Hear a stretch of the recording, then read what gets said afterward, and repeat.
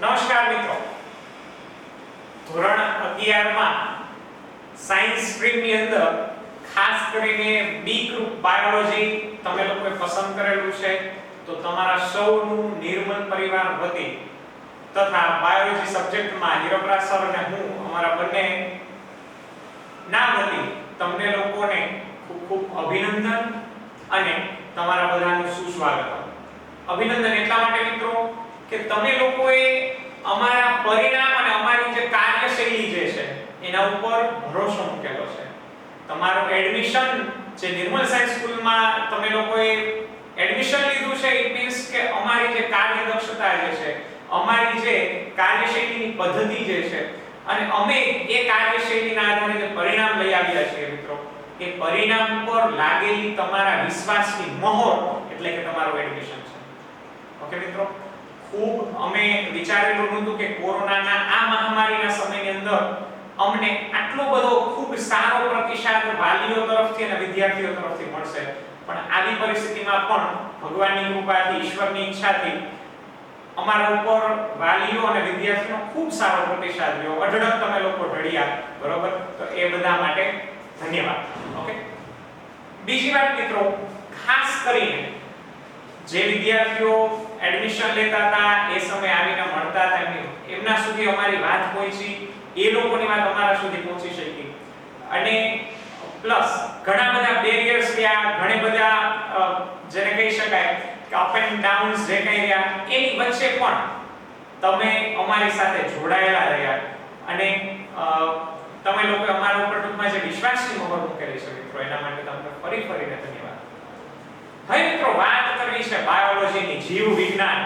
I think દરેક વિદ્યાર્થીઓએ basic concept આપણા જે લેક્ચર હતા, જે જૂના લેક્ચર, બરાબર, પ્લેલિસ્ટની અંદર તમે લોકોએ જોયા જ હશે.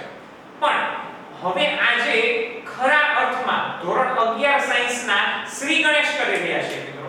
બેઝિક કન્સેપ્ટ જે હતો એ તો ફાઉન્ડેશન અથવા તો બ્રિજ કોર્સ કહી શકાય મિત્રો, પરંતુ આજથી ધોરણ 11 જે છે તમારું સ્ટાર્ટ થઈ ગયું છે.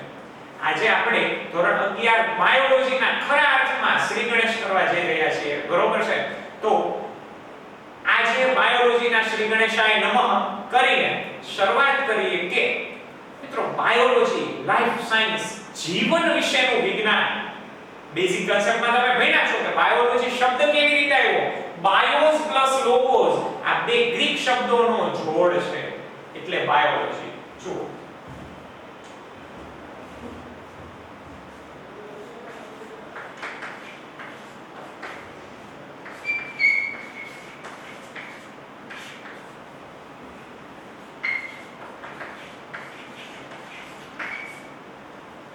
bios plus logos, it means biology. અને મિત્રો, આ વિજ્ઞાન, logos it means knowledge about,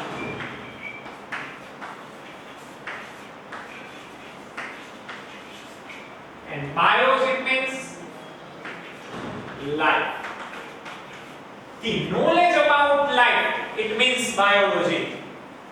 મિત્રો, બી ગ્રુપ જે છે, બાયોલોજી સ્ટ્રીમને તમે પસંદ કરેલું છે, એનો મતલબ છે કે તમને જીવન વિશે, જીવન ક્યાંથી, મિત્રો જીવનની કોઈ ચોક્કસ ડેફિનેશન જે છે અત્યાર સુધી કોઈ આપી શક્યું નથી.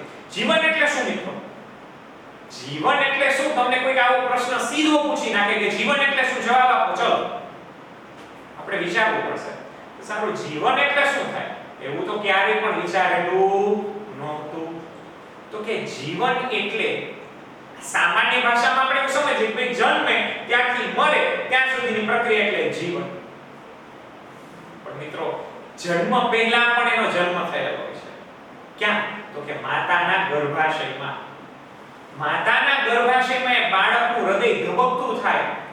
પ્રથમ મહિના બાદ 4 અઠવાડિયા પૂરા થાય પ્રેગ્નન્સીના, બરોબર, ગર્ભાવસ્થાના શરૂઆતના 4 અઠવાડિયા પૂરા કરે ત્યાં સુધીમાં તો હૃદય જે છે એની અંદર નિર્માણ પામી ચૂક્યું. ત્યારથી જીવનની શરૂઆત ધીમે ધીમે થઈ ગઈ હોય અને 5મા મહિને તો બાળક જે છે એ રોટેટ થતું હોય, માતાના ગર્ભની અંદર ઘૂમતું હોય. તો મિત્રો, જીવનની શરૂઆત તો બહુ વહેલા થઈ ગઈ, જન્મ પહેલા. તો જો આપણા જીવનની જે યાત્રા છે, આ જીવનની યાત્રામાં ઘણા બધા પડાવો છે જે જન્મ અને મરણની વચ્ચેના રહેલા છે. એ પડાવો એટલે શું? તો કે તમારા દાંત આવવા, તમારા આપણે બધા નાના જે હતા ત્યારે દૂધિયા દાંત આવવા, તો એ જીવનનો હિસ્સો છે. માતાના સ્તનમાં દૂધનું ઉત્પન્ન થવું, અને એ પણ બાળકના જન્મ પછી જ, ક્યારેય પણ બાળકના જન્મ પહેલા નહીં મિત્રો.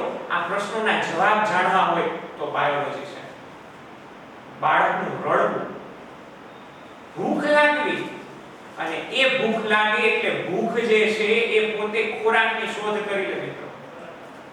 અને એ બાળકને ખોરાક આપવામાં આવે તો તમને ખ્યાલ હશે, શરૂઆતમાં બાળક જે છે એ માત્ર ને માત્ર માતાના દૂધ આધારિત એનું જીવન હોય છે. એ દૂધાહારી હોય છે મિત્રો. માત્ર દૂધ જ ભોજન તરીકે લે છે એ બાળક. તો દૂધનો રંગ સફેદ હોય છે, છતાં પણ એના મળનો રંગ પીળો શા માટે મિત્રો? આવા કેટલાય જવાબો છે. મીન્સ આવા કેટલાય પ્રશ્નો છે અને એ પ્રશ્નોના જવાબો એટલે બાયોલોજી. બાયોલોજી એટલે મિત્રો એક ચોક્કસ ઉંમર આવ્યા બાદ જ જો એ નર હોય તો નરની અંદર દાઢી અને મૂછનો વિકાસ થવો, એનો તીણો અવાજ, નાનો હોય બાળક ત્યારે એનો અવાજ તીણો હોય, જ્યારે 12-13 વર્ષનો હોય ત્યાં સુધી તીણો અવાજ હોય, અને પછી એનો અવાજ જે છે નર હોય તો એનો અવાજ ઘેરો સાવજ જેવો અવાજ એનો થઈ જાય, સિંહ ગર્જના કરી ઉઠે, એનો અવાજ બની જાય છે. પ્લસ નર છે કે માદા એની ઓળખ કરવી. કે આ સમય એવો છે મિત્રો, બ્યુટી પાર્લરનો જમાનો છે. અત્યારે તો નરે છે એ દાઢી મૂછો ને બધું કાઢી નાખે સપાટ, બરોબર? આવી રીતના લીસા લપટ હોય છે, બરોબર છે? અને એમાં અમુક જે હોય છે એ વાળ વધારતા હોય, પાછળથી ચોટલા જેવું લાગે, આપણને તેમ થાય કે ભાઈ છે કે ભાઈ ખબર ન પડે, અને અમુક અણહારે એવા ભાઈઓ જેવા હોય. તો નક્કી કેમ કરું કે ભાઈ છે કે ભાઈ? તો આપણે એને બેન કેવું, ભાઈ કેવું, નક્કી કેવી રીતે કરશો? તો એપલ ઓફ એડમ. મિત્રો તમે ઓબ્ઝર્વ નહીં કર્યું હોય પણ હવે કરજો. જ્યારે પણ કોઈ પણ પુરુષો હશે, નર હશે, તો એ નરની અંદર અહીંયા એપલ ઓફ એડમ જોવા મળશે. એટલે કે અહીંયા તમને એની જે સ્વર પેટી જે છે મિત્રો, બરોબર, તો એ વિકાસ પામેલી હોય છે, અને એ અહીંયા તમને આવી રીતના એક ટેરું જોવા મળશે. અહીંયા આપણને જે કહીએ બરોબર એ રીતના, તો એને એપલ ઓફ એડમ કહેવામાં આવે. એટલે કે શું? તો કે આદમ એટલે કે આદમી, આદમ શબ્દ ઉપરથી આદમી શબ્દ પડ્યો. આદમી એટલે કે નરની ઓળખાણ શું? તો કે નરની ચોક્કસ ઓળખાણ એ છે કે અહીંયા એને એપલ ઓફ એડમ, અહીંયા જે છે એ ટેરું અહીંયા જોવા મળે, એની સ્વર પેટી જે છે એ વધારે ખુલેલી અહીંયા જોવા મળે. માદામાં મિત્રો આવું જોવા મળશે નહીં. ઓબ્ઝર્વ કરજો. તો આમાં કેટલાય પ્રશ્નો જે છે મિત્રો, એ દરેક પ્રશ્નોના સમાધાન, તે દરેક પ્રશ્નોના જવાબ જાણવાની ઈચ્છા તમને હશે, આઈ થિંક સો, એટલે જ તમે બાયોલોજી રાખ્યો છે. મિત્રો બાયોલોજી જે છે તમારું કરંટ લાઈફ જે છે, આપણે પોતાની જે ચાલુ રોજિંદી જિંદગી જે છે મિત્રો, એ જિંદગીને જોવું અને અનુભવવું, અને જુદા જ એંગલથી જોવું, એનો મતલબ છે બાયોલોજીનું વિદ્યાર્થી. મિત્રો એક નાનકડી વાતથી આપણા બાયોલોજીના શ્રી ગણેશ કરશું. મિત્રો એક મેડિકલ કોલેજની અંદર MBBS ની શરૂઆત થઈ. તમે લોકો પણ MBBS માં જોડાવા માટે થઈને બી ગ્રુપની પસંદગી કરેલી હશે મિત્રો. તમે પણ સ્વપ્ન સેવેલું હશે, અને એ સ્વપ્ન નિર્મળના આંગણેથી સાકાર થશે કે જે બાયોલોજીની દુનિયામાં તમને અગ્રેસર કરશે. તો મિત્રો વાત આવી કંઈક બનેલી. એક મેડિકલ કોલેજની અંદર MBBS ના પ્રથમ વર્ષના વિદ્યાર્થીઓની શરૂઆતમાં એન્ટ્રી થઈ. એટલે કે એમનું MBBS ની શરૂઆત થઈ વિદ્યાર્થીઓની. એ વિદ્યાર્થીઓના ગ્રુપની ફર્સ્ટ ઓફ ઓલ પહેલો ડિસેક્શનનો પ્રેક્ટિકલ હતો કે જેની અંદર ડેડ બોડી રાખેલી હોય, શબ મૂકેલું હોય મિત્રો, અને એ શબ જે છે એનું ડિસેક્શન કરવાનું. હવે એમના જે પ્રોફેસર હતા, એ મેડિકલ કોલેજના પ્રોફેસર જે છે ને, એમણે શું કર્યું ખબર છે? એમણે એવું કર્યું, ત્યાં એક ડેડ બોડી, પણ ડેડ બોડી તરીકે ત્યારે વાનર, ઓકે, તમને ખ્યાલ હશે ઘણી બધી ફાર્માકોલોજીકલ એવી લેબ હોય તો એની અંદર વાનર જે છે, એપ જે છે, બરોબર, તો એમના ડેડ બોડી ઉપર પણ મરી ગયેલા હોય, બરોબર, તો એવા ડેડ બોડી ઉપર પણ ડિસેક્શનના પ્રેક્ટિકલ થતા હોય. એક વાનર હતો, અને એ વાનર મરી ગયેલો, મૃત હતો. તો એના પ્રોફેસર જે છે ને મિત્રો, યાદ રાખજો, જો આ વાતને સમજજો, એના જે પ્રોફેસર છે ને, એમણે એક ઘટના કરી. એમણે એમના મેડિકલ કોલેજ કોલેજના જે ન્યુ એસ્પાયરન્ટ્સ જે હતા, જે નવા આગંતુકો હતા, એ વિદ્યાર્થીઓને કીધું કે ભાઈ ચલો ફર્સ્ટ ઓફ ઓલ મારી લેબની અંદર પ્રેક્ટિકલ કરવા હોય તો પ્રેક્ટિકલની એક શરત છે, હું કહું એમ કરવું પડશે. ઓકે, હું કહું એમ કરવું પડશે. તો વિદ્યાર્થીઓ તો ઓકે, કઈ વાંધો નહીં સર. તો પછી એમને કીધું કે ચલો જો આ વાનરનું ડેડ બોડી છે, વાનર હતો એપ કહી શકાય, બરાબર? તો એ વાંદરો હતો, એ વાનરનું ડેડ બોડી હતું. હવે એને કીધું કે ચલો વિદ્યાર્થીઓ જુઓ, જેમ હું કરું તેમ કરવું પડશે. જેમ હું કરું તેમ તમારે બધાએ કરવું પડશે, પછી જ આપણા પ્રેક્ટિકલની શરૂઆત થશે. એમ થયું વિદ્યાર્થીઓને કે સર તો શું કરવાના હશે? પછી સરે શું કહ્યું ખબર છે? એ જે વાનર હતો ને, એ વાનરના નાકની અંદર, એના નાકની અંદર એક આંગળી, પોતાના હાથની એક આંગળી વાનરના નાકની અંદર ફેરવી અને પછી એમને એક આંગળી પોતાના મોઢામાં મૂકી. વિદ્યાર્થીઓ તો બધા એમ થયું કે ઓહો, વાનરના નાકમાં આંગળી નાખેલી અને પછી આપણા મોંમાં મૂકવાની. ઇરિટેશન મિત્રો, તમને ખ્યાલ હશે, ફોબિયા, બરાબર? વોમિટિંગ થવા માંડે, વિચાર એટલોય થાય. તો પછી મને બીજા વિદ્યાર્થીઓ છે એવું કરવા માંડ્યા. પછી મિત્રો હવે જાણવા જેવી હવેની વાત છે, અગત્યની વાત અહીંયા છે. એ પ્રોફેસરે કીધું કે તમે કોઈ પણ એમબીબીએસ માં ચાલો એમ નથી. શું વાત છે? ઓલા લોકો વિચારવા માંડ્યા, સર અમે માર્ક્સ લઈને, અમે સારા માર્ક્સ સાથે આવ્યા છીએ, ચાલી એમ નથી એવું તમે કઈ રીતના કહી શકો? એ લોકોની અંદર તો ઉકળાટ થઈ ગયો, વિદ્યાર્થીઓ તો ઉકળી પડ્યા. પણ એ જે પ્રોફેસર હતા, એ મેડિકલ પ્રોફેસર જે છે, એમને બહુ સરસ વાત કરી કે તમારી અંદર લેક ઓફ ઓબ્ઝર્વેશન છે, એટલે કે ઓબ્ઝર્વેશન કરવાની ક્ષમતા ઝીરો છે. તમારી અંદર નિરીક્ષણ કરવાની ક્ષમતા, અવલોકન કરવાની ક્ષમતા શૂન્ય છે. માટે તમે સાયન્સ તરીકે ન ચાલો. હજી તમે સાયન્સનું અબશ પણ નથી શીખ્યા. એટલે શું? પછી પ્રોફેસર કહે છે કે મેં વાનરના નાકની અંદર પ્રથમ આંગળી નાખેલી હતી અને મારા મોઢાની અંદર મેં રિંગ ફિંગર મૂકેલી હતી. મિત્રો, આંગળી બદલાઈ ગઈ હતી, પરંતુ તમે ખૂબ સારી રીતે મને ઓબ્ઝર્વ કર્યો નહીં. અને આ ઓબ્ઝર્વેશનના અભાવે તમે લોકોએ તમારી જે આંગળી વાનરના નાકમાં નાખેલી હતી, એ આંગળી તમારા મોંમાં મૂકી છે.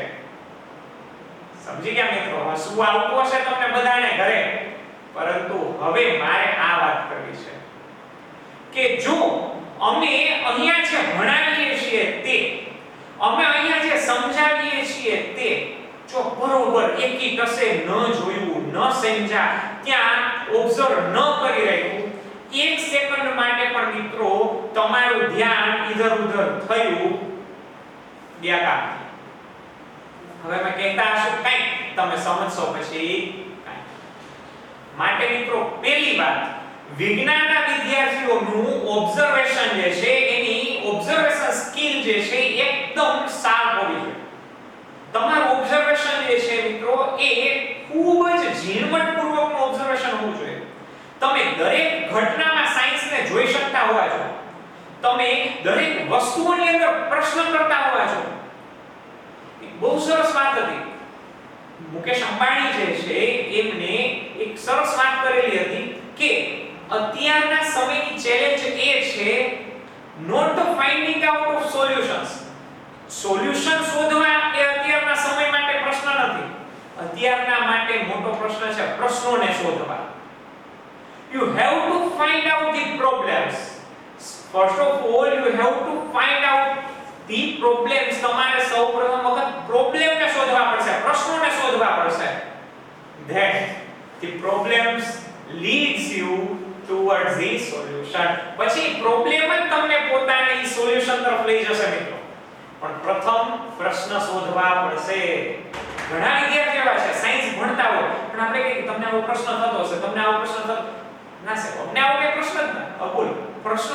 સાયન્સનો વિદ્યાર્થી છે, બાયોલોજીનો વિદ્યાર્થી છે અને એને પોતાના જીવન વિશે, પોતાના શરીર વિશે પ્રશ્નો નથી થતા મિત્રો. જે પ્રશ્ન રહિત છે, બે જ વ્યક્તિ પ્રશ્ન રહિત હોઈ શકે. કાં તો એ બુદ્ધુ હોય, કાં તો એ બુદ્ધ હોય. બુદ્ધ એટલે કે જેને બધી જ ખબર પડી ગઈ છે, એનલાઇટન માસ્ટર. અને બુદ્ધુ એનો મતલબ એને કાંઈ જ નથી ખબર પડતી. આ બેમાંથી એક જ હોય. બાકી ખરેખર આપણા બધાની અવસ્થા, આપણે બધા જ વિદ્યાર્થીઓ છીએ મિત્રો. તમે ત્યાં બેસીને કંઈક શીખો છો, અમે અહીંયા ઊભા રહીને કંઈક શીખીએ છીએ, પણ શીખીએ તો આપણે બંને છીએ. આપણે બધા વિદ્યાર્થી ક્યારે કહી શકાય? તો કે એવરગ્રીન લર્નર. દરેક સમયે જે શીખવા માટે તૈયાર છે, દરેક સમયે જે નવું નવું શોધવા અને જાણવા માટે તૈયાર છે મિત્રો, અને એ જ જીવે છે, એ જ જીવંત છે. બાકી તો બધા ડેડ જ છે. ઓકે, આમ ડેડ ને પિતા ને ડેડ મીન્સ મરી ગયેલા. ઓકે, તો ફર્સ્ટ ઓફ ઓલ મિત્રો, મારા ક્લાસની આ શરત છે, મારા ક્લાસની આ એક કન્ડિશન છે, કન્ડિશન એપ્લાઈડ થવી જોઈએ. ફર્સ્ટ સો તો કે પહેલી વાત છે, નવું નવું જાણવાની ક્યુરિયોસિટીને જન્મ આપજો. વિજ્ઞાન વિશેષતઃ જ્ઞાન ઇતિ વિજ્ઞાનઃ. સંસ્કૃતની અંદર વિજ્ઞાનની ભાષા કંઈક આવી કરેલી છે, એનું ભાષ્ય જે છે આમ કરેલું છે કે વિશેષતઃ જ્ઞાનઃ ઇતિ વિજ્ઞાનઃ. જે વિશેષ જ્ઞાન તો હોય મિત્રો, અહીંયા એક બટન જેવી નાનકડી વસ્તુ છે, મારા શર્ટનું બટન તમને દેખાય છે મિત્રો, તો આ બટન જેવી નાનકડી વસ્તુ છે, ઉપર છેલ્લું જ્ઞાન બધાને છે. ચલો બટન છે, એની અંદર નાના નાના પોર્સ હોય, બરોબર, એ દોરો અને તે લગાવી અને શર્ટની સાથે ટાંકવા માટે ઉપયોગ થાય. આવું ઉપર છેલ્લું જ્ઞાન બધાને છે મિત્રો. પણ તમે નહીં માની શકો, એક બટન જેવી નાનકડી વસ્તુમાં વિશેષતઃ જ્ઞાનઃ, એક બટન જેવી નાનકડી વસ્તુમાં એક્સ્ટ્રાઓર્ડિનરી નોલેજ જેમની પાસે હોય છે ને મિત્રો, એ વ્યક્તિઓ ખાલી એક બટન જેવા સબ્જેક્ટમાંથી ખૂબ લાખોની કમાણી શોધી શક્યા છે. જો સમજો, બટન એક નાનકડું સબ્જેક્ટ કહેવાય મિત્રો, નાનકડું ઓબ્જેક્ટ કહેવાય, પણ એ લોકો કંઈક જુદા જ નજરિયાથી બટન વિશે વિચારે છે. એ જુદી જુદી અવનત કેટલી ડિઝાઇનથી બટન બનાવવું જોઈએ, એ બટનની ક્વોલિટીને કેવી રીતના મેઇન્ટેન, એ ઘણા નાના નાના વસ્તુઓના પ્રશ્નો શોધે અને પ્રશ્નોના સમાધાન શોધતા થયા. અને એના આધારે જન્મ થયો ફેશન મોડેલિંગ અને ફેશન ડિઝાઇનિંગનો. અને એ ફેશન ડિઝાઇનિંગ એક નવો કોર્સ બની ગયો. ચલો મિત્રો લ્યો, કોઈ વિચાર નહીં કર્યો ફેશન ડિઝાઇનિંગ એક સબ્જેક્ટ તરીકે ભણાવવામાં આવશે અને એ ભણીને આગળ કરિયરની અંદર લાખો કરોડો રૂપિયા કમાઈ શકાય. જો મિત્રો આ ઓબ્ઝર્વેશન થી થયું, સમજાય છે મારી વાત? તો પહેલી શરત, તમારું ઓબ્ઝર્વેશન જે છે એ ખૂબ માઇક્રો ઓબ્ઝર્વેશન હોવું જોઈએ. ફર્સ્ટ ઓફ ઓલ તમારું જે ઓબ્ઝર્વેશન જે છે એ ખૂબ સૂક્ષ્મ હોવું જોઈએ. હવે તમે જમવા બેસો તો જમો ત્યારે પણ જોવો કે મોઢામાં કોળિયો મૂક્યો તો એની અંદર એ ચાવવાની ક્રિયા જે થાય છે, કે ચાવવામાં કયા કયા દાંતનો ઉપયોગ થાય છે, દાઢનો ઉપયોગ થાય છે, દાંત કેવી રીતના કામ કરે છે, જીભ કેવી રીતના કામ કરે છે. તમે એ કોળિયો ગળકો છો ત્યારે આ કઈ મૂવમેન્ટ થાય છે એના વિશે વિચારો, ઓબ્ઝર્વ કરો. તો મિત્રો હવે તમને ખ્યાલ પડશે, જો તમે તમારા જીવન અને તમારા જીવનની આજુબાજુ સંકળાયેલા દરેક પરિબળો અને દરેક ઘટના વિશે સૂક્ષ્મ રીતે વિચારશો, માઇક્રો ઓબ્ઝર્વેશનને ડેવલપ કરશો મિત્રો, તો તમને પ્રશ્નો થશે. અને એ પ્રશ્નો જો ઉપજશે મિત્રો, તો એ પ્રશ્નોના આધારે તમને એક સોલ્યુશન મળશે, જવાબ મળશે. અને એ જવાબ મેળવવા તમે મથશો, એનો મતલબ છે કે હવે તમે વિજ્ઞાનના વિદ્યાર્થી છો મિત્રો. મારે મારા પહેલા લેક્ચરની અંદર તમને પહેલા વિજ્ઞાનના વિદ્યાર્થી કેમ બનાય એ શીખવવું છે. વિજ્ઞાન તો મિત્રો બધા ભણાવી દે છે, પણ પહેલા તો વિજ્ઞાન ભણવા માટે આપણે લાયકાત શું કેળવવી જોઈએ ને, એ કોઈ નથી ભણાવતું. સમજાય છે મારી વાત? ઓકે, તો ફર્સ્ટ ઓફ ઓલ તમારે પેલું માઇક્રો ઓબ્ઝર્વેશન કરવું પડશે, નંબર 1. ધેન માઇક્રો ઓબ્ઝર્વેશન ને આધારે તમારી અંદર ઘણા બધા ક્વેશ્ચન્સ જે છે, પ્રશ્નો જે છે એ રાઇઝ અપ થશે, એ ડેવલપ થશે. એ જે ક્વેશ્ચન ક્રિએટ થશે મિત્રો, એ ક્વેશ્ચનના સોલ્યુશન્સ કેવી રીતના મેળવવા, એના માટે હવે તમે મથવા માંડશો મિત્રો. હવે તમે વિજ્ઞાનના વિદ્યાર્થી બની ગયા, પહેલી વાત છે. બીજું મિત્રો, સાયન્સ જે છે એને ભણવા તમે આવ્યા છો, 10માના તમારા જે કંઈ બી પર્સન્ટેજ હોય એને ભૂલી જજો. તમારા 10માના જે કંઈ બી પર્સન્ટેજ છે એને ભૂલી જજો. વધુ હોય તો બી અને ઓછા હોય તો બી, આ બંનેને હવે ભૂલી જવાના છે. માત્ર એક જ વાત યાદ રાખવાની છે, દરેકે સાયન્સ ની અંદર આવ્યા પછી આ એક જ વાત યાદ રાખવાની છે, કે મિરેક્યુલસ મહામંત્ર જે છે મિત્રો, એ મિરેક્યુલસ મહામંત્ર તમે તમારા હોઠ ઉપર હવે મૂકી દો. કયો? તો કે I can, I will.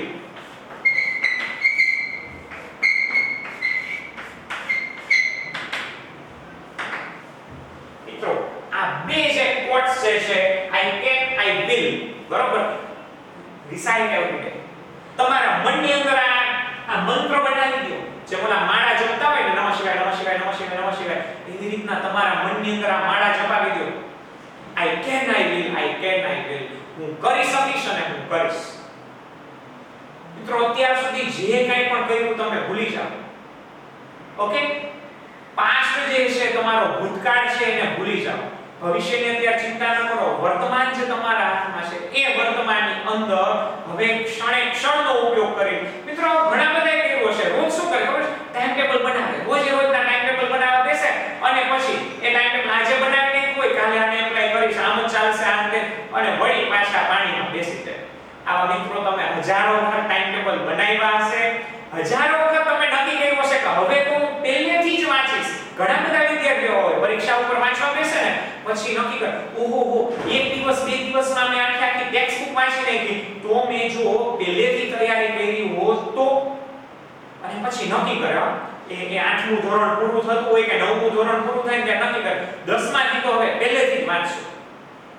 10મું ધોરણ હોય તો નક્કી કરીને 10મું વયું કે નક્કી કરે 11માં તો અમે પહેલેથી જ વાંચશું. પરંતુ મિત્રો પહેલેથી વાંચશું એવું નહીં, આજથી જ વાંચશું. આવું કરી નાખો. વાંચવાની ટેવ પાડી દો મિત્રો. તમારી એક આદત બનાવી દો. આપણે લોકોને ઘણી આદત હોય છે ને, બરોબર, તો એવી રીતના તમારી એક રોજિંદી ટેવ પાડી દો. ઓકે, આપણે સવારે ઉઠીએ મિત્રો, સવારે ઉઠીને બ્રશ કર્યા વગર ચાલે છે અને માની લો એક્સિડન્ટલી કોઈ એવી ઘટના ઘટે કે તમને બ્રશ કરવા મળ્યું નહીં, આખો દિવસ તમને એમ અંદર થયા રાખે કે બ્રશ નથી થયું, મજા નથી આવતી, બ્રશ નથી થયું, મજા નથી આવતી. બ્રશ પર ઉઠીને બ્રશ કરવું એ આપણી ફર્સ્ટ એક આદત બની ગઈ છે, હેબિટ બની ગઈ છે મિત્રો.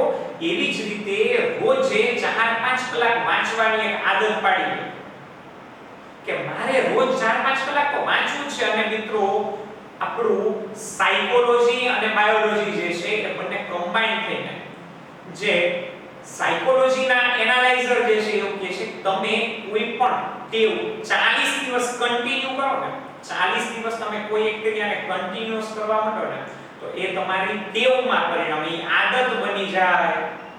બરોબર? પછી તો તમારી આદત બની જશે વાંચવું રોજની 4-5 કલાક. તો પેલી વાંચવાની આદત પાડી દો. આઈ કેન, આઈ વિલ, હું કરી શકું છું અને કરીશ જ. બરોબર? અને એ કેવી રીતના કરી શકીશ? તો કે વાંચીને. સમજાય છે મારી વાત?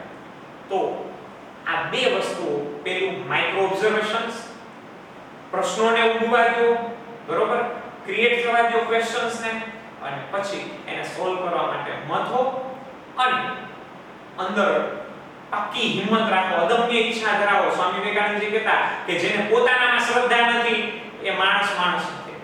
First of all faith in yourself. પહેલા તમારી જાત ઉપર શ્રદ્ધા કેળવો, પછી ભગવાન ઉપર શ્રદ્ધા રાખજો. બરોબર? તમને તમારા ઉપર ભરોસો હોય, ભગવાન તમારી ઉપર કેવી રીતના ભરોસો કરે? તો faith in yourself, અને એના આધારે તમે I can, I will આ સૂત્રના આધારે હવે સાયન્સ ભણવાની શરૂઆત કરી દો. મિત્રો બાયોલોજીની અંદર તમારે ધોરણ 11 માં 5 યુનિટ આપેલા છે. એ જે 5 યુનિટ છે એમાંનું ત્રીજા નંબરનું યુનિટ મિત્રો અહીંયાથી આપણે શરૂઆત કરીશું. અને એ ત્રીજા નંબરના યુનિટનું ચેપ્ટર નંબર 8.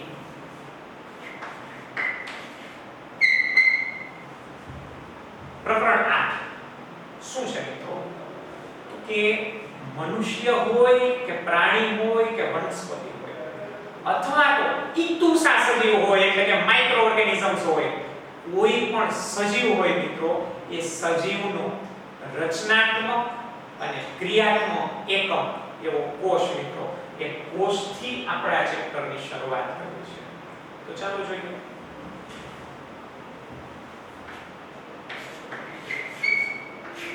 Cell, કોષ, the structure and function of the cell. બરાબર? કોષની રચના અને એની કાર્યશૈલી, એની ક્રિયા પદ્ધતિ કેવી રીતે કામ કરે છે એના વિશેની આપણે ચર્ચા કરીશું. તો મિત્રો આ કોષ જે છે એ કોષ એટલે શું એની ચર્ચા આપણે બેઝિક કોન્સેપ્ટમાં કરેલી છે કે ભાઈ કોષ કોઈ પણ ને કહેવાય. કોષ કોઈ પણ ને કહેવાય. જેમ કે તમે લોકો કેમિસ્ટ્રીમાં વિદ્યુત રાસાયણિક કોષો ભણો છો, ફિઝિક્સની અંદર પણ ભણો છો તમે. સૂકા સેલ, બરાબર, ડ્રાય સેલ્સ, તો લિથિયમ સેલ, રાઈટ. તો આવા તમે જે બેટરી હોય આપણે એમ કહીએ કે બેટરીને પણ કોષ કહેવાય. તો મિત્રો કોષની વ્યાખ્યા કેમ કરવી? કોષ કેવો કોને? તો કે કોષનો મતલબ થાય છે ખાના જેવી રચના. તમને ખ્યાલ હશે, તમે સેલર શબ્દ વાપરો છો. આપણે અંગ્રેજીમાં ઓકે કોઈ કપોર્ડ હોય અને કપોર્ડનું ખાનું હોય તેના માટે આપણે સેલ કે ભાઈ આ સેલમાં મૂકી દો. એ સેલમાં મૂકી દો એટલે સેલ શું છે? બરોબર છે. તો એ સેલ ઇઝ ખાનું કે જેની અંદર તમે કંઈક મૂકી શકો. હવે એ શું મૂકો છો એના આધારે નક્કી થાય કે આ સેલ કયો છે. જો તમે એની અંદર ઓર્નામેન્ટ્સ, રૂપિયા, ઘરેણા, ઝવેરાતો, હીરા માણેક એ બધું મૂકો છો તો એ સેલ જે છે તમારા કપબોર્ડનો સેલ છે. અને જો એવું ખાનું કે જેની અંદર તમે ઘણા બધા વિદ્યુત રસાયણ દ્રવ્યો ભરો છો અંદર, બરાબર, કેથોડ એનોડ, તો એ જે છે એ રાસાયણિક કોષ છે, વિદ્યુત રાસાયણિક કોષ છે, બેટરી સેલ છે. અને જો એક ખાનાની અંદર કણાભિસૂત્રો, હરિતકણ, અંતઃકોષરસ ઝાડ, ગોલ્ગીકાય, કોષરસ, કોષકેન્દ્રો એ બધું અંદર ભરેલું હોય મિત્રો, તો એ બાયોલોજિકલ સેલની વાત થાય છે.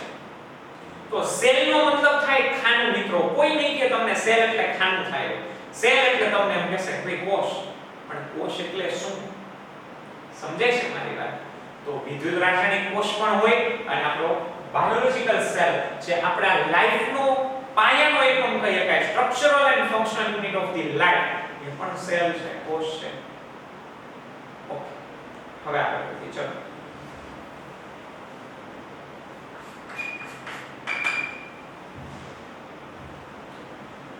મિત્રો એક હું શબ્દ બોલ્યો કે cell is the structural and functional unit of life.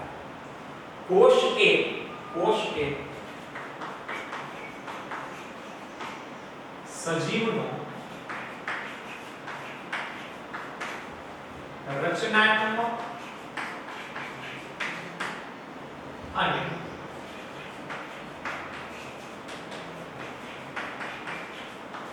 ક્રિયાત્મક પાયાનો એકમ છે. આવું તમારે ટેક્સ્ટ બુક કહે છે. પણ હવે આપણે આ સેન્ટેન્સ ઉપર વિચારવાનું છે કે કોષ એ સજીવનો રચનાત્મક, ઇટ મીન્સ સ્ટ્રક્ચરલ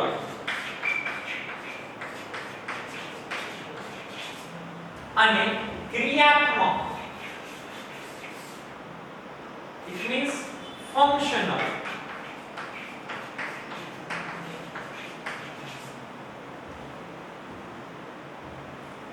કોઈ પણ સજીવ હોય મિત્રો, એ સજીવ કોષનું બનેલું હોય. રચનાત્મક એનો મતલબ એવો થાય કે કોઈ પણ સજીવની રચના છે એ કોષથી જ થાય છે. તો નવો પ્રશ્ન છે મિત્રો. આ પ્રશ્ન એવો છે કે જેને બાયોલોજીની દુનિયાની અંદર ભૂકંપ લઈ આવી દીધો છે. હજી પણ એનું સમાધાન નથી મળ્યું. હજી પણ આ પ્રશ્ન જે છે એ લટકતો પ્રશ્ન છે. It's a question mark. કયો પ્રશ્ન? તો કે વાયરસ. આજે કોરોનાની સ્થિતિમાં આપણે જીવી રહ્યા છીએ મિત્રો. એ કોરોના વાયરસ છે. તો વાયરસની અંદર કોષની રચના નથી જોવા મળતી. વાયરસમાં એનો રચનાત્મક કે ક્રિયાત્મક એકમ કોષ નથી. તો શું વાયરસ છે કે જીવંત છે કે નિર્જીવ? સજીવ છે કે નિર્જીવ? આ હજી પણ બાયોલોજીની દુનિયામાં પ્રશ્ન છે. વાયરસને સજીવ કહેવો કે નિર્જીવ કહેવો મિત્રો, એ હજી પણ પ્રશ્ન છે.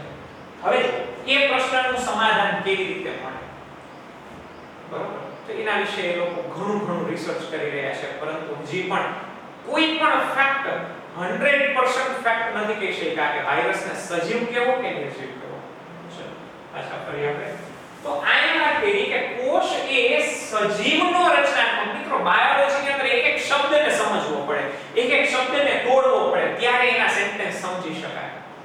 કે કોષ એ સજીવનો રચના કરતો કોઈ પણ સજીવની રચનાનો પાછો કેવો કીધો પાયાનો એકમ તો કે એકની રચનામાં પાયામાં મૂળમાં શું પડેલું હોય તો કે કોષથી શરૂઆત થઈ હોય હવે પહેલો જ પ્રશ્ન થાય આપણે સજીવ છીએ કે નથી હા છીએ ઘણા એવા હોય જીવતા હોય તો મોગિયલ મોઢું આમ કરીને બેઠા હોય સજીવ છે મરેલા નક્કી ન થાય ઓકે પણ ના તમે બધા એવા નથી you all are the flowers okay તો તમે બધા પુષ્પો જેવા જીવંત છો મિત્રો હું જાણું છું અને તમારા બધાની વચ્ચે રહીને હું પણ મહેકતો થઈ ગયો છું તો આ જે આપણે બધા સજીવ છીએ તો આપણે સજીવ હોય તો આપણી રચનાનો પાયાનો તો કોષ છે ચલો તપાસ કરો કે આપણા સજીવ શરીરના નિર્માણની શરૂઆત એ કોષથી થઈ છે આપણી રચનાની શરૂઆત કોષથી થઈ છે જોઈએ ચલો તો આપણે જરાક વિચાર કરવો પડે આપણા જીવનની શરૂઆત કેવી રીતે થઈ તો કે આપણા જીવનની શરૂઆત માટે માતાનો અંડકોષ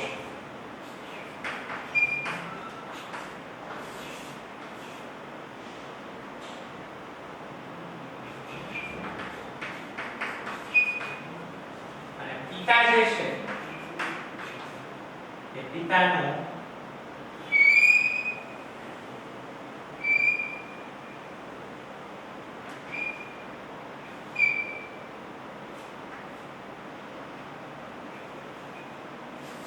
શુક્રકોષ ચલો અને મિત્રો આ બે કોષોના સંલયનથી ન્યુક્લિયર ફ્યુઝન તમે ભણેલા છો સૂર્યની અંદર કઈ ઘટના ઘટે તો સૂર્યની અંદર બે હાઇડ્રોજનના અણુઓ સતત ન્યુક્લિયર સંલયન કરે બે કોષ કેન્દ્રો ભેગા મળી જાય અને હવે તમને સમજાય બે કોષ કેન્દ્રો ભેગા મળે તો એક પ્રોટોન હાઇડ્રોજનનો બીજા હાઇડ્રોજનનો બીજો પ્રોટોન બે પ્રોટોન મળીને શું બનાવે હિલિયમ બની જાય દ્વિકીય રચના એકકીયમાંથી દ્વિકીય એક પ્રોટોનમાંથી બે પ્રોટોન વાળી રચના કોષ કેન્દ્રની અંદર એવી જ રીતે મિત્રો આ બંને એકકીય હોય એટલે કે અડધા અડધા રંગસૂત્રો ધરાવતા હોય શુક્રકોષમાં 23 રંગસૂત્રો અંડકોષની અંદર 23 રંગસૂત્રો અને એ બંનેનું સંલયન થઈને શું બને આ બંને જોઈન્ટ થઈ જાય આ બંનેના કોષ કેન્દ્રો જે છે આ એન મર્જ થઈ જાય જોડાઈ જાય અને એનું મર્જિંગ થવાથી ન્યુક્લિયર ફ્યુઝન ભેગા મળી જવાથી શું થશે તો કે એનાથી શું થાય તો કે એ સંલયનથી ઝાયગોટ સેલ યુગ્મન જ બને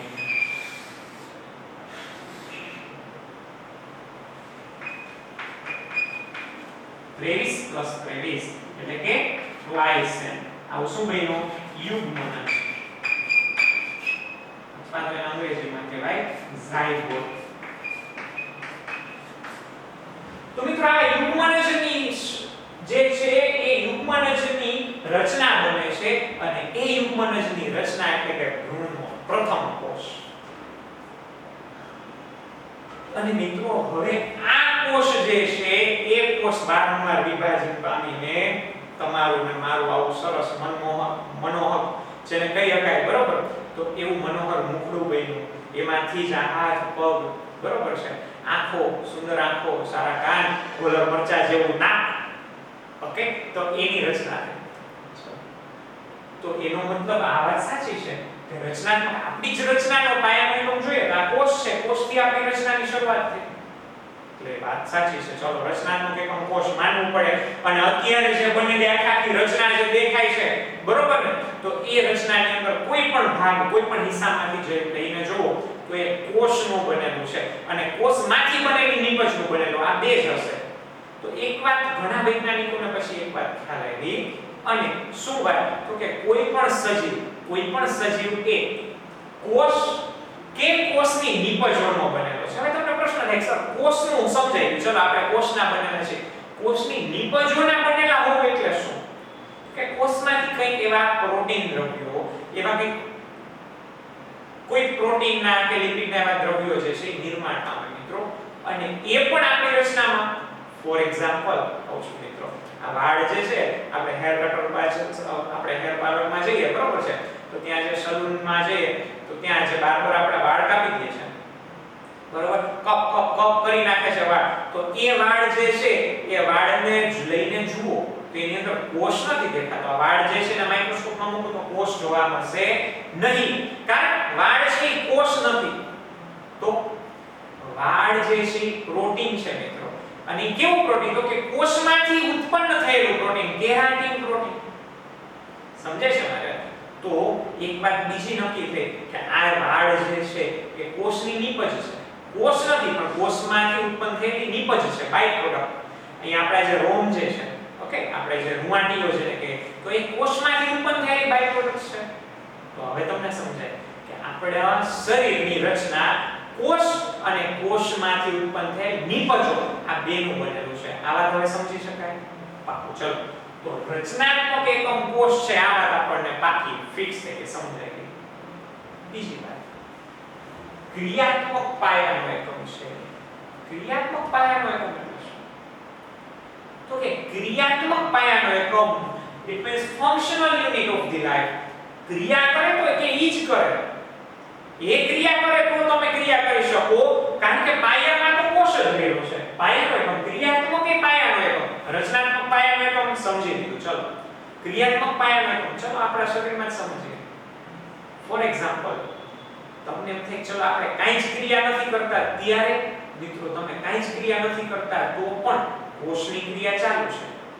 તમને એક નાનકડું એક્ઝામ્પલ આપી દઉં, એ ચાલુ છે કે નહીં જોઈએ. ચલો, પરસ્પાયરેશન મિત્રો, પરસેવો ઓળવાની ક્રિયા. તમે કાંઈ નથી કરતા, શાંતિથી બેઠા છો પણ ગરમી છે, તો જો દરેક શરીરના દરેકે દરેક કોષ, તમે લખો છો, પેપર લખવા બેઠા છો 10માનું, અને લખતા લખતા હાથમાં પરસેવો વળ્યો હશે અને સપલીઓ ભીની થઈ હશે, આવા દાખલાઓ હશે મિત્રો.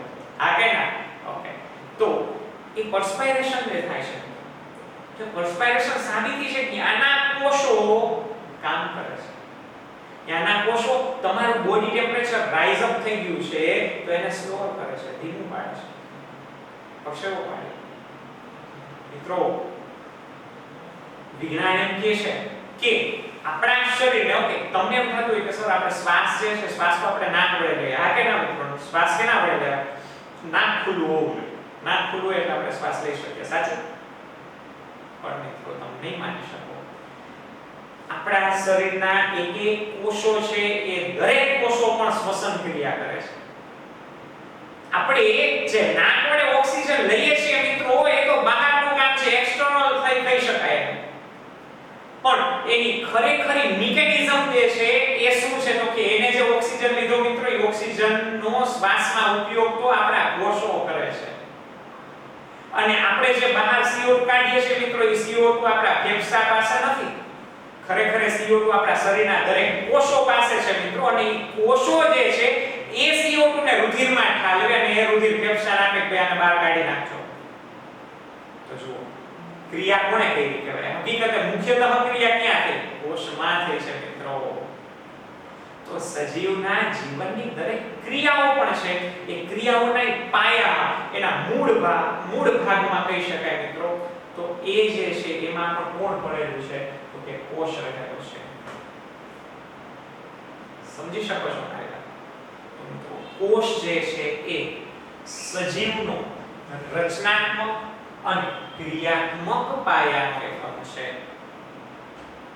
આ વાતને આપણે પ્રાણી શરીરમાં જોઈએ મિત્રો, એવી જ રીતે તમે વનસ્પતિમાં, ચલો તમને એમ થાય સર વનસ્પતિમાં પણ આવું જોઈએ મિત્રો. વનસ્પતિમાં કોષથી જ શરૂઆત થઈ છે. જો રચના ક્યાંની? કોષની. તમે વનસ્પતિનો કોઈ પણ ભાગ કાપીને લઈ આવો, એમાં કોષ તમને જોવા મળશે. એની દરેક ક્રિયા જે થાય છે મિત્રો, એ ક્યાં થાય છે? કોષમાં. અને કોષની અંદરની અંગિકામાં. હા કે ના? તો હવે તમને સમજાશે કે દરેક સજીવનો રચના એટલે કે એનું સ્ટ્રક્ચરલ યુનિટ પણ કોષ છે, સેલ છે. એનું ક્રિયાત્મક એટલે કે ફંક્શનલ યુનિટ પણ કોષ જ છે. ચાલો મિત્રો, આજે આપણે કોષ વિશેની વિસ્તૃત માહિતી જોઈ કે પહેલા તો કોષ કોને કહેવો અને આ સેન્ટેન્સ શું કહે છે મિત્રો, એ જોઈ ગયા. હવે આ સેન્ટેન્સના આધારે આપણે આ ચેપ્ટરની શરૂઆત નેક્સ્ટ લેક્ચરથી કરીશું મિત્રો. આજે આટલું જ, પણ વાત યાદ રાખજો મિત્રો, ફરીથી કહું છું, માઇક્રો ઓબ્ઝર્વેશન સ્કિલ, પછી create the questions, find out the questions. First of all, find out the questions, બરોબર, and then those questions leads you towards the solution. એ પ્રશ્નો જે છે એ તમને સમાધાન તરફ લઈ જશે. ઓકે, તો આ પ્રક્રિયાના આધારે તમારે બધાએ ભણવાનું છે અને I will આ અંદરની આ ભાવના સાથે, આ ઇમોશન સાથે, આ જુસ્સાની સાથે તમારે 11 બાર સાયન્સ આપણે આખા 2 વર્ષ ભણવાના છે મિત્રો. તમને